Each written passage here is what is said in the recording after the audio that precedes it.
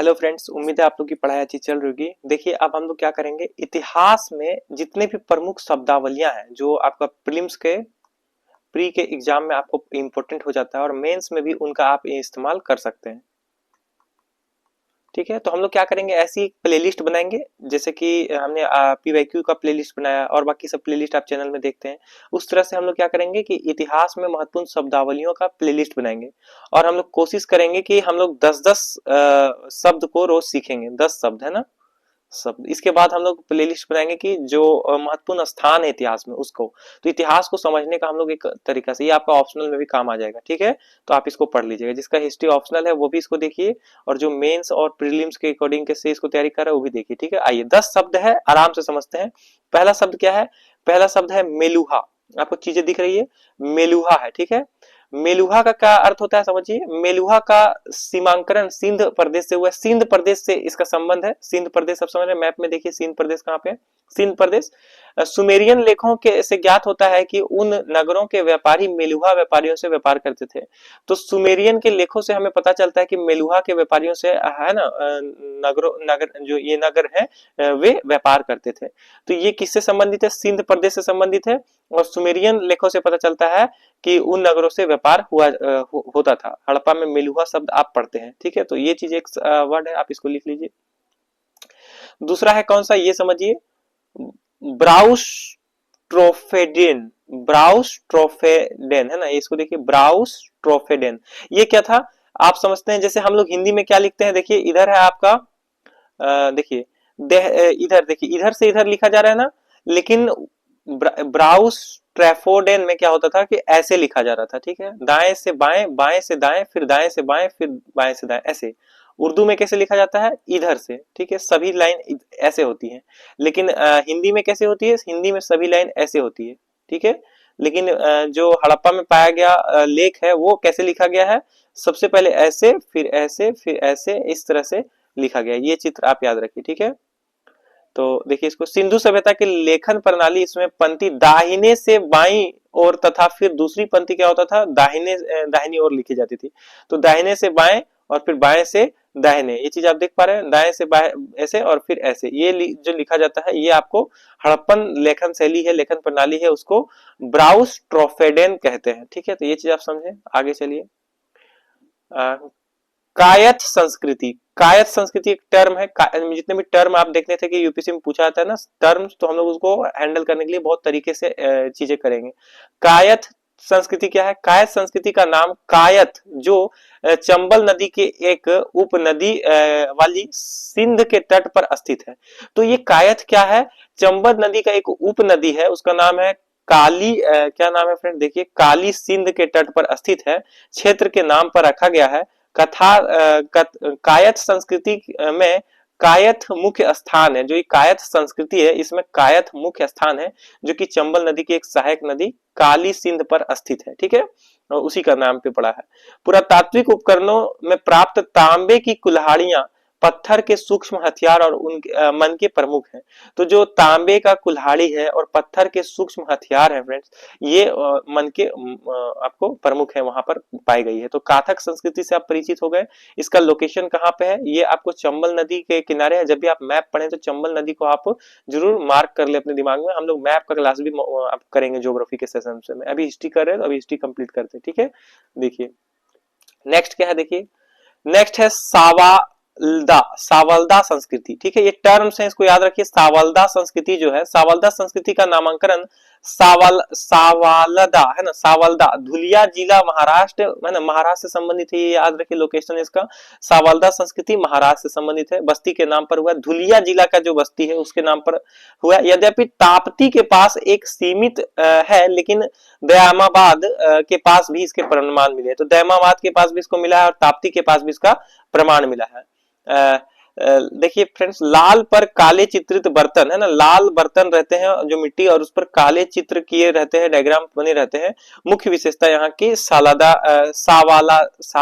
संस्कृति का मुख्य विशेषता ये चीज है, आप समझ पा रहे हैं। जिसमें काले रंग से, जो लाल बर्तन में काले रंग से क्या क्या उकेरा गया है, मछली जानवर के चित्र उकेरे गए हैं। तो ये चीज आप समझ पाए। तो इसका संबंध कहाँ से है, महाराष्ट्र से है। और इसमें मुख्य विशेषता क्या है, चित्रित बर्तन जो कि लाल पर काले चित्रित है, और क्या क्या है, जानवर और मछली का चित्र। तो ये चीज आप लिख लीजिए इसको। दैमामात के पास भी इसको पाया गया है। कुछ कुछ चीजें आप लिखते चलिए अपने शब्दों में, इतना पूरा डिटेल मत लिखिए फ्रेंड्स, कुछ उसको सीमित शब्द करिए, ताकि क्योंकि बहुत सारी चीजें हमें पढ़ना रहता है, तो आप सीमित करिए, नोट्स बनाते चलिए। हिस्ट्री का नोट्स बना लीजिए, उसमें एक टर्म लिख दीजिए एक जगह पे, 10 पेज के अंदर आ जाएगा कि महत्वपूर्ण शब्दावलियां, ठीक है। और उसके बाद हम लोग इसको रोज 10 शब्द सीखेंगे। 5वां शब्द है मालवा संस्कृति। मालवा संस्कृति का संबंध क्या है, नर्मदा नदी के तट पर महेश्वर से नवदाल टोली के आसपास प्रमाण मिले हैं। तो ये जो महेश्वर से नवदाल टोली है, नर्मदा नदी का लोकेशन है, वहां पे ही मालवा संस्कृति का प्रमाण मिला है। मालवा जो है पाषाण संस्कृति है। तो ताम्र पाषाण संस्कृति है ना, ये बहुत पुराना है। ताम्र पाषाण संस्कृति है, एक विशेषता है। तो ये चीज समझ गए कि ताम्र पाषाण संस्कृति का ये एक विशेषता है। मालवा भांड को ताम्र पाषाणिक मृत भांडों से उत्कृष्ट माना जाता है। तो मालवा जो है भांड को ताम्र पाषाण से उत्कृष्ट माना जाता है। तो ये चीज आप लिखिए। इसका संबंध आप नर्मदा नदी से लिख लीजिए, और यहाँ का विशेषता आप ये लिख लीजिए कि ये ताम्र पाषाणिक संस्कृति है। बस ये 2 चीज भी अगर आप याद रखते हैं तो बहुत चीज आपका होते चले जा रहा है। चलिए 6ठा नंबर देखिए कौन सा शब्द है, जोखे संस्कृति। जोखे संस्कृति है, मैंने बोला था ना फिल्म्स का क्वेश्चन कराते हुए पीवी की जितनी भी संस्कृतियां आपको पढ़ते हैं ये प्राचीन भारत या मध्यकालीन या आधुनिक के टाइम पीरियड में, तो उसको आप लिखते चलिए। तो जोखे संस्कृति महाराष्ट्र से संबंधित है। सिर्फ कहां से संबंधित है ये लिख लीजिए कहीं पर किनारे, देखिए ऐसे नोट्स बनाइए। जोखे संस्कृति ब्रैकेट में लिख लीजिए महाराष्ट्र, ठीक है।